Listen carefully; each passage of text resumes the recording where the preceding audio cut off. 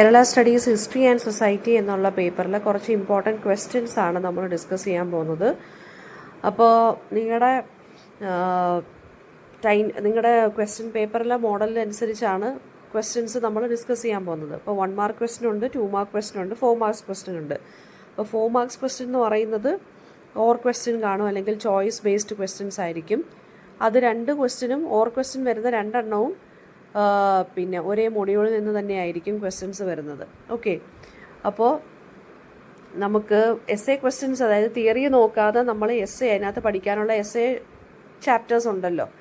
So based on that S A chapters അതിനകത്തുനിന്ന് നമുക്ക് questions നോക്കാം. ബാക്കി തിയറി പോർഷൻസ് ഇതിനകത്ത് ഡിസ്കസ് ചെയ്യുന്നില്ല. തിയറി പോർഷൻസ് അല്ലാതെ തന്നെ ഷോർട്ടായിട്ട് ഞാൻ ഓഡിയോയ്ക്കകത്ത് പറയുന്നുണ്ട്. ഇപ്പം നമ്മൾ ഈ എസ് എക്കകത്തുനിന്ന് ചിലപ്പം വരാവുന്ന ക്വസ്റ്റ്യൻസ് ഒന്ന് നോക്കിക്കോളുക. അപ്പോൾ മറ്റേ രാഘവ വാര്യർ ആൻഡ് ഗുരുക്കളുടെ ലാൻഡ്സ്കേപ്പ് സോഴ്സസ് ഹിസ്റ്റോറിയോഗ്രഫി, ആ ഒരു എസ് എക്കകത്തുനിന്ന് വരാവുന്ന ക്വസ്റ്റ്യൻസ് എന്ന് പറയുന്നത് കേരള ഹിസ്റ്ററിയെ റീകൺസ്ട്രക്ട് ചെയ്യുമ്പോൾ അതിനകത്ത് യൂസ് ചെയ്തിട്ടുള്ള സോഴ്സസ് ഏതൊക്കെയാണ്, അതായത് കേരളത്തിൻ്റെ ഹിസ്റ്ററിയെക്കുറിച്ചുള്ള സോഴ്സസ് എന്തൊക്കെയാണ്, അല്ലെങ്കിൽ എവിടെ നിന്നൊക്കെയാണ് നമുക്ക് ഇൻഫർമേഷൻ കിട്ടുന്നത്, എന്താണ് ആർക്കിയോളജിക്കൽ റിമൈൻസ് എന്നുള്ളത് ചോദിക്കാം. പിന്നെ കേരളത്തിൻ്റെ ആ ലിറ്ററി സോഴ്സസ്, അതായത് കേരളത്തിനെ കുറിച്ചുള്ള 2 ബുക്കുകൾ, ഹിസ്റ്ററി ബുക്കുകൾ ഏതൊക്കെയാണെന്നുള്ളത് ചോദിക്കാം, അല്ലെങ്കിൽ ലിറ്ററി സോഴ്സസ് ഏതൊക്കെയാണെന്ന് ചോദിക്കാം. പിന്നെ അതുപോലെ തന്നെ കേരളത്തിൻ്റെ ലാൻഡ്സ്കേപ്പ് എങ്ങനെയാണെന്ന് ചോദിക്കാം. പിന്നെ അതുപോലെ തന്നെ എന്തൊക്കെ പ്രോബ്ലംസ് ആണ് ഹിസ്റ്റോറിയൻസ് ഫേസ് ചെയ്തത് while mapping Kerala history. Okay, archaeological എവിഡൻസസിൻ്റെ കാര്യം ചോദിക്കാം, എവിടെ നിന്നൊക്കെ എവിഡൻസസ് കിട്ടി എന്നുള്ളത് ചോദിക്കാം. നമ്മുടെ ജിയോഗ്രഫിക്കൽ ലാൻഡ്സ്കേപ്പ് എങ്ങനെയാണെന്നുള്ളത് ചോദിക്കാം. പിന്നെന്താണ് ഡിഫറെൻറ്റ് കൈൻഡ്സ് ഓഫ് സോഴ്സസ്, ഏതൊക്കെ സോഴ്സസ് വെച്ചിട്ട് നമുക്ക് കേരളത്തിൻ്റെ ഹിസ്റ്ററിയെ അല്ലെങ്കിൽ കേരളത്തിൻ്റെ പാസ്റ്റിനെ റീകൺസ്ട്രക്ട് ചെയ്യാമെന്നുള്ളത് ചോദിക്കാം. ഓക്കെ, പിന്നെ അല്ലാതെ എസ് എ പോലെ അല്ലെങ്കിൽ രാജൻ ഗുരുക്കളുടെ കോൺട്രിബ്യൂഷൻ എന്താണ് ടുവേർഡ്സ് കേരളാസ് ഹിസ്റ്റോറിയോഗ്രഫി എന്നുള്ളത് ചോദിക്കാം. ഓക്കെ, പിന്നെ KM ഷീബയുടെ എസ് എ ആണ് modernity in social reform discourse, the woman question in colonial Kerala. അപ്പോൾ ആരൊക്കെയായിരുന്നു മേജർ റീഫോമേഴ്സ് ഈ എസ് എക്കകത്ത് പറഞ്ഞിട്ടുള്ളത്, എന്താണ് മോഡേണിറ്റി എന്നുള്ളത് വേണമെന്നുണ്ടെങ്കിൽ ചോദിക്കാം. ഏതൊക്കെ റീഫോം മൂവ്മെൻറ്റ്സ് ഉണ്ടായിരുന്നു കേരളത്തിൽ, പിന്നെ പെർട്ടിക്കുലർലി ഫ്രം ഈ വിമൻസ് എഡ്യൂക്കേഷൻ, അല്ലെങ്കിൽ സ്ത്രീകൾക്ക് വേണ്ടി സ്ത്രീകളെ സപ്പോർട്ട് ചെയ്തിട്ടുള്ള മൂവ്മെൻറ്റ്സ് ഏതൊക്കെയാണെന്ന് ചോദിക്കാം. പിന്നെന്താണ് പേട്രിയാർക്കി എങ്ങനെയാണ് ഇതിനകത്ത് പറഞ്ഞിരിക്കുന്നതെന്ന് ചോദിക്കാം. പിന്നെ വുമൺ ക്വസ്റ്റ്യൻ എന്ന് വെച്ചാൽ ഇവിടെ അവർ കാസ്റ്റ്, ജെൻഡർ, മോഡേണിറ്റി, ഈ 3 ആസ്പെക്റ്റ് വെച്ചിട്ടാണ് പറഞ്ഞിരിക്കുന്നത്. സോ അതെങ്ങനെയാണെന്നുള്ളത് എസ് എ ആയിട്ട് ക്വസ്റ്റ്യൻ ചോദിക്കാം. ഓക്കെ, പിന്നെ നെക്സ്റ്റ് 1 എന്ന് പറയുന്നത് KKN കുറുപ്പിൻ്റെ the intellectual movements and anti caste struggles in Kerala. അപ്പോൾ ഈ ആൻറ്റി കാസ്റ്റ് മൂവ്മെൻറ്റ്സിൻ്റെ കീ ലീഡേഴ്സ് ആരൊക്കെയായിരുന്നു, ഇൻ്റലക്ച്വൽ, അതുപോലെ തന്നെ കുറുപ്പ് ഈ ഒരു എസ് എക്കകത്ത് പറഞ്ഞിട്ടുള്ള ഇൻ്റലക്ച്വൽ മൂവ്മെൻറ്റ്സ് അല്ലെങ്കിൽ ആരെയൊക്കെ കുറിച്ച് ലീഡേഴ്സിനെ കുറിച്ച് പറഞ്ഞിട്ടുണ്ട്, എന്താണ് ആൻറ്റി കാസ്റ്റ് സ്ട്രഗിൾ എന്ന് ചോദിക്കാം.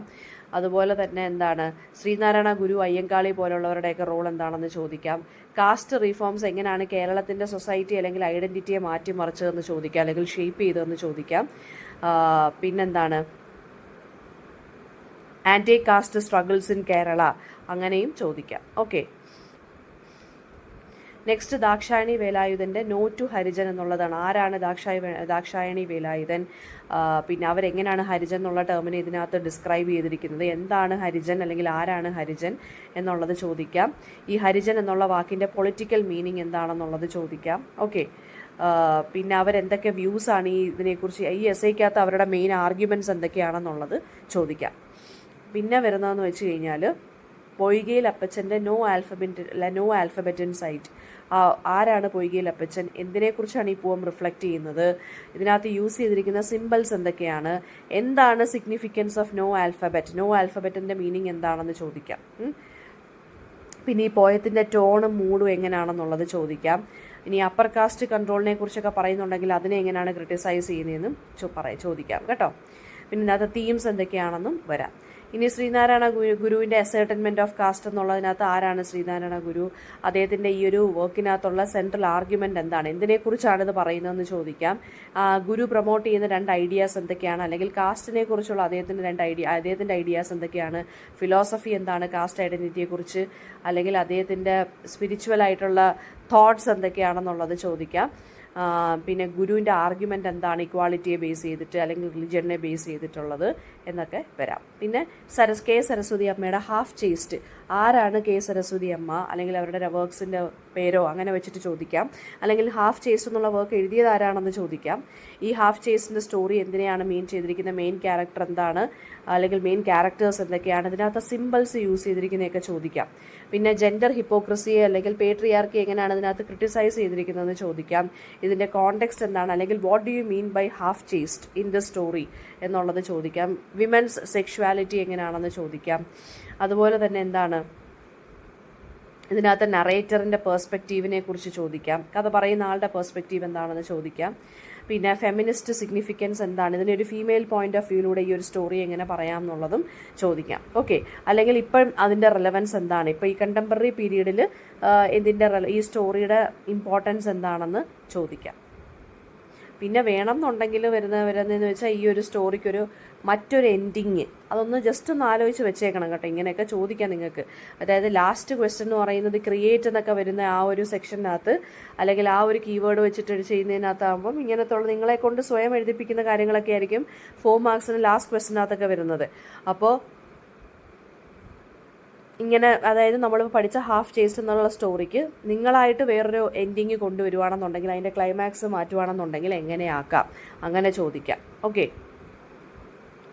അപ്പോൾ ഇതൊരു ഫെമിനിസ്റ്റ് പോയിന്റ് ഓഫ് വ്യൂയിലൂടെ എങ്ങനെ നമുക്കിത് നോക്കിക്കാണാം. ഇതൊക്കെയാണ് ഇതിനകത്ത് വരുന്ന ഇമ്പോർട്ടൻ്റ് ആയിട്ടുള്ള ക്വസ്റ്റ്യൻസ് എന്ന് പറയുന്നത്.